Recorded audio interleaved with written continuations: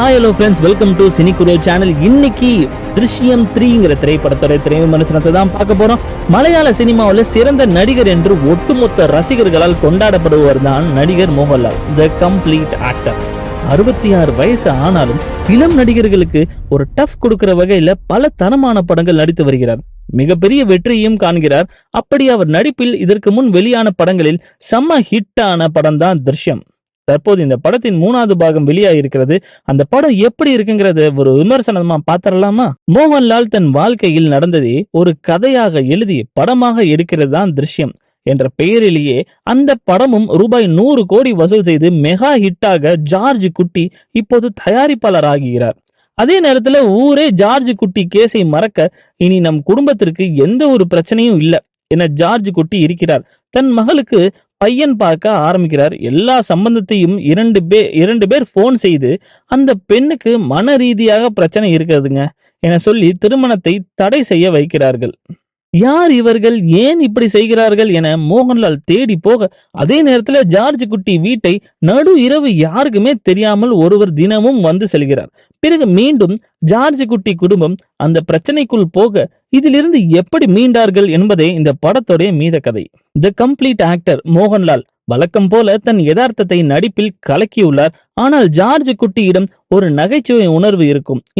இந்த பாகத்துல படம் முழுவதுமே மிக சீரியஸாகவே மோகன்லால் வந்து செல்கிறார்.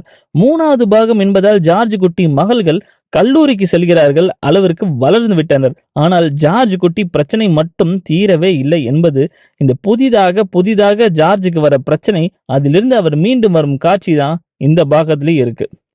ஆனால் முதல் 2 பாகத்திலிருந்து நேர்த்தியான ஒரு ரைட்டிங் இதுல மிஸ் ஆகுதுன்னு தான் சொல்லலாம். அதிலும் படத்தின் முதல் பாதி பொறுமையே ரொம்ப சோதிக்கிற அளவுக்கு மெதுவாக ஊர்ந்து செல்கிறதுங்க இந்த படம்.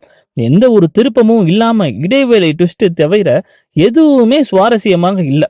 படத்துல 2ஆம் பாதி கொஞ்சம் நிமிர்ந்து உட்கார வைக்கிறது. அதிலும் கிளைமேக்ஸ் ஒரு 20 நிமிடம் வழக்கம் போல் ஜார்ஜ் குட்டி ஆட்டம் ரசிக்க வைக்கிறதுன்னு சொல்லலாம். அது மட்டும் இல்லை என்றாலும் மிக பெரிய சோதனையாக ஆயிருக்கும். டெக்னிக்கலாக இந்த படம் வலுவாக உள்ளது. ஒளிப்பதிவு, பின்னணி இசை நன்றாகவே இருந்தது. பிளஸ் பாயிண்ட் சொல்ல போனா மோகன்லால் படத்தோடைய 2ஆம் பாதி கிளைமேக்ஸ் தான். மைனஸ் பாயிண்ட் சொன்னா படத்துல முதல் பாதி 2 பாகத்திலிருந்து சுவாரஸ்யம் கொஞ்சம் மிஸ் ஆகுதுன்னு தான் சொல்லணும். மொத்தத்துல இந்த திருஷ்யம் 3 முதல் 2 பாகத்திலிருந்து பதட்டமும் பரபரப்பும் இந்த படத்துல இல்லைன்னு தான் சொல்லுவேன். ஸோ உங்களுக்கு இந்த விமர்சனம் பிடிச்சிருந்துச்சுன்னா நீங்கள் தாராளமாக தியேட்டரில் போய் வாட்ச் பண்ணலாம். நம்ம இந்த படத்துக்கு கொடுக்கக்கூடிய ஸ்கோர் 2.5/5.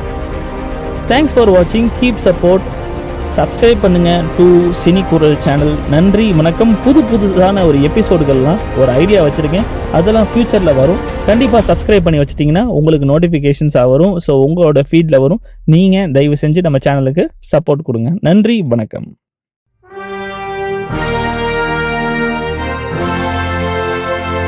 சினிமா ரசிகர்களே,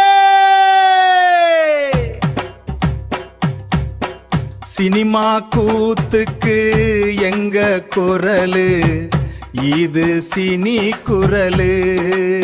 ஆமா, எங்க சேனல சப்ஸ்கிரைப் செஞ்சு ஆதரவு தாங்க.